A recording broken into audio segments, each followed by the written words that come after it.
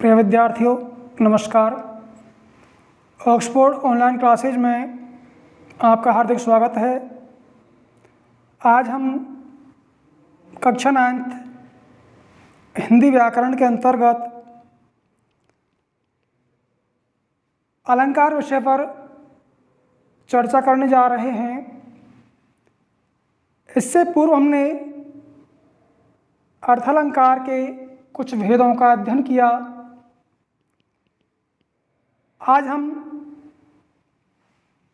हमारे पाठ्यक्रम में निर्धारित शेष 3 अर्थ अलंकारों का अध्ययन करेंगे,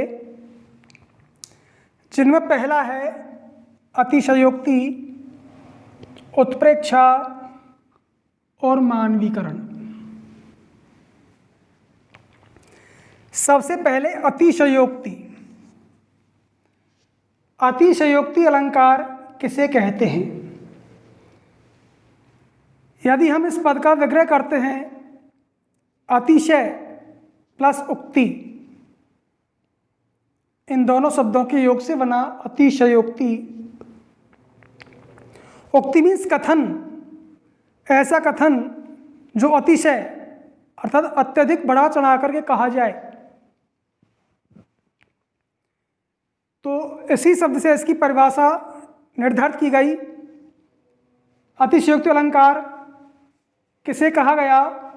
जहाँ किसी की अत्यंत प्रशंसा के लिए, जहाँ किसी की अत्यधिक प्रशंसा करने के लिए बहुत ही बढ़ा चढ़ा कर लोक सीमा से बाहर की बात कह दी जाए, लोक मर्यादा का उल्लंघन कर दिया जाए, तो ऐसी स्थिति में अतिशयोक्ति अलंकार होता है। एक बार पुनः समझेंगे।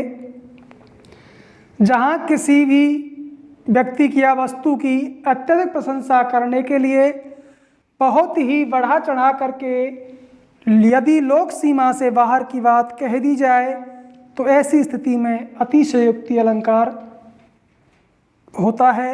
जैसे हनुमान की पूंछ में लगने पाई आग और लंका सिगरी जल गई, गए निशाचर भाग।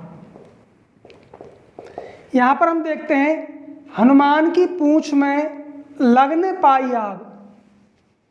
हनुमान जी की पूंछ में आग लगी ही नहीं और लंका सिगरी जल गई और संपूर्ण लंका जल करके समाप्त हो गई। और गए निशाचर भाग, और सभी निशाचर, सभी राक्षस लंका को छोड़ करके भाग गए। तो यहाँ पर हम देखते हैं कि हनुमान जी की पूंछ में बिना आग लगे ही लंका का जल जाना अतिशय वर्णन है। लोक मर्यादा का उल्लंघन करके इस बात को कहा गया है। अर्थात हनुमान जी के द्वारा बिना पूंछ में आग लगे ही लंका दहन होना लोक मर्यादा का उल्लंघन करके या लोक मर्यादा से बाहर की बात कही गई है, जो असंभव है। बात को बढ़ा चढ़ा करके कह दिया गया है, इसलिए यहाँ पर अतिशयोक्ति अलंकार है। दूसरा उदाहरण देखते हैं। देख सुदामा की दीन दशा, करुणा करके करुणा निधि रोए, और पानी परात को हाथ छुओ नहीं, नैनन के जल सो पग धोए। देख सुदामा की दीन दशा, सुदामा की दीन दशा को देख करके, करुणा करके, दया करके, करुणा निधि रोए, करुणा के सागर श्री कृष्ण रोने लगे। पानी परात को हाथ छुओ नहीं, नैनन के जल सो पग धोए। और उन्होंने क्या किया? परात में भरे हुए पानी को हाथों से स्पर्श किया ही नहीं, उसको छुआ नहीं, और नैनों के जल से पग धोए।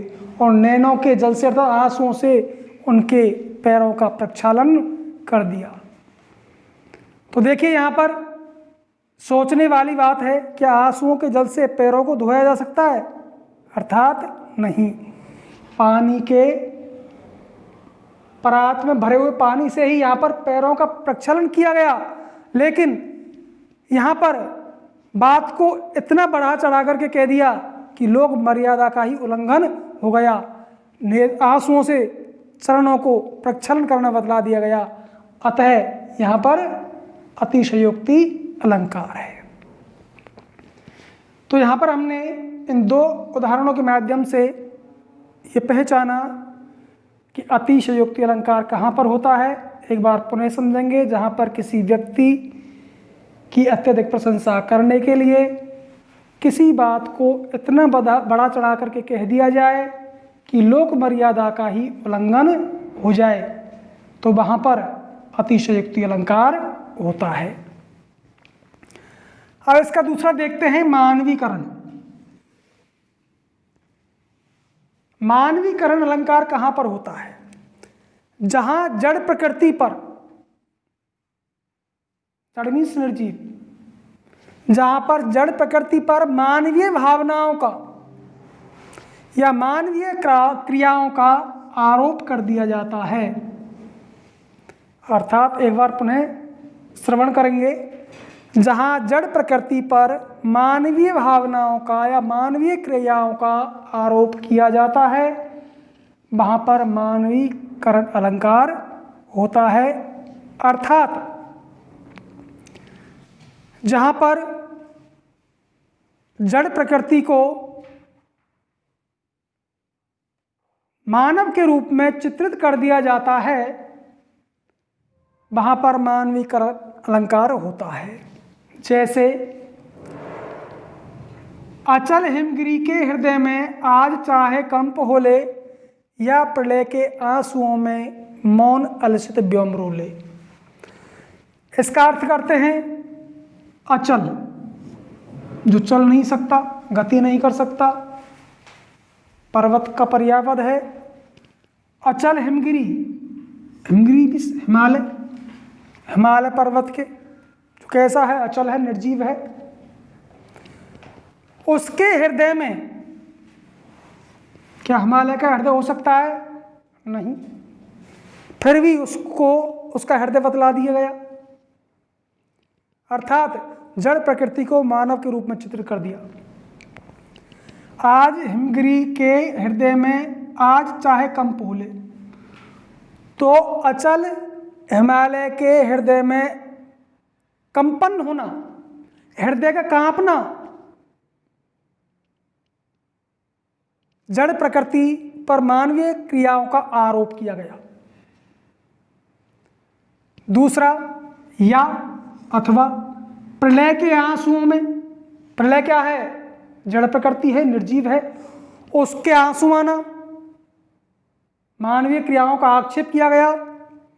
और उनके आंसुओं में आकाश जो निर्जीव है, जड़ है, उसका मौन होना, अलसित, आलस्य में भर जाना और रोना, इन सभी मानवीय क्रियाओं का आक्षेप किया गया है।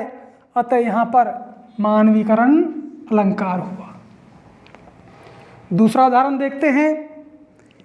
मेघ आए बड़े बन ठन के सवर के।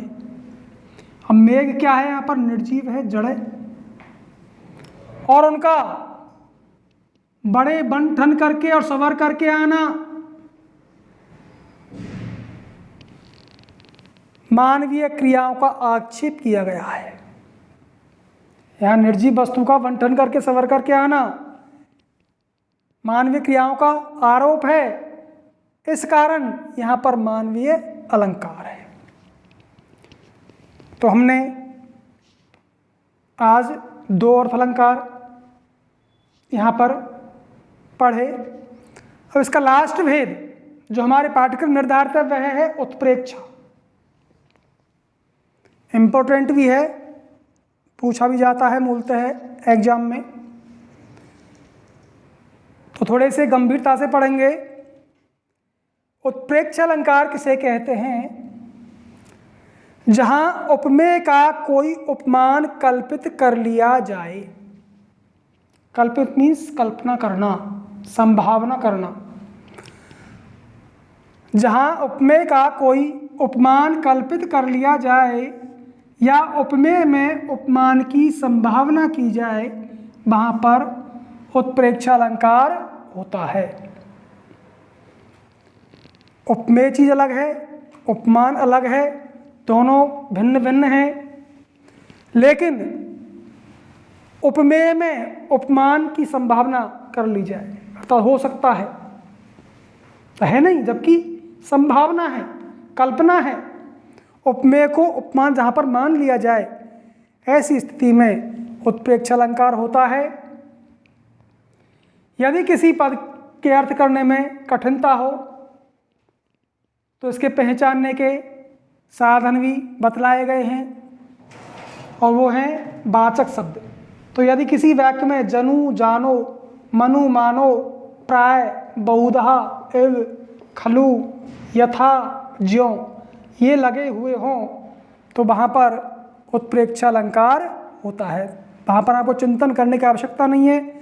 यदि ये शब्द आपको कहीं पर देखने को मिले तो हम वहाँ पर उत्प्रेक्षा अलंकार लिखेंगे। उत्प्रेक्षा 3 प्रकार की होती है, वस्तुत्प्रेक्षा, हेतुत्प्रेक्षा और फलोत्प्रेक्षा। पहला पढ़ते हैं वस्तुत्प्रेक्षा। वस्तुत्प्रेक्षा अलंकार कहाँ पर होता है? किसी वस्तु के अनुरूप बलपूर्वक कोई उपमान कल्पित कर लिया जाए। किसी वस्तु के अनुरूप, 2 वस्तु हैं तो किसी वस्तु के अनुरूप यदि बलपूर्वक, कल्पित है तो बलपूर्वक ही होगा, संभावना की जा रही, बलपूर्वक की जा रही है यहाँ पर। तो किसी वस्तु के अनुरूप बलपूर्वक कोई उपमान जहाँ पर कल्पित कर लिया जाता है, मान लिया जाता है, वहाँ पर वस्तुत्प्रेक्षा अलंकार होता है। जैसे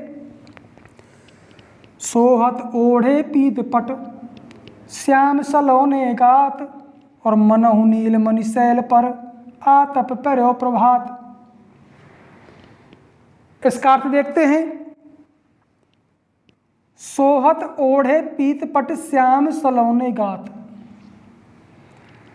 भगवान श्री कृष्ण के श्याम, सलोने सुंदर, गात में शरीर पर। भगवान श्री कृष्ण के श्याम वर्ण का शरीर है, भगवान श्री कृष्ण के श्याम सलोने शरीर पर पीतपट, ओढ़े मीन्स धारण किए हुए, भगवान श्री कृष्ण ने अपने सुंदर सलोने शरीर पर पीतपट, पीत मीन्स पीले, पट मीन्स वस्त्र, ओढ़े मीन्स धारण कर रखे हैं, जिनके द्वारा सोहत वे बड़े ही सुशोभित हो रहे हैं, सुंदर लग रहे हैं। अर्थात भगवान श्री कृष्ण का श्याम शरीर पीतांबर धारण करने से बड़ा सुशोभित हो रहा है, बड़ा सुंदर प्रतीत हो रहा है। मनहु, मानो, ऐसा लग रहा है मानो नीलमणि शैल पर, नीलमणि के पर्वत पर, आतप पर्यो प्रभात, प्रातः काल का, आतप मीन्स धूप, प्रातः काल की किरणें पर्यो मीन्स पड़ रही हों। भगवान श्री कृष्ण ने अपने श्याम सलोने शरीर पर जो पीतांबर ओढ़ रखा है, जिसके द्वारा वे सुशोभित हो रहे हैं, उन्हें देखकर ऐसा लग रहा है मानो नीलमणि पर्वत पर प्रातःकालीन प्रभात की किरणें पड़ रही हों।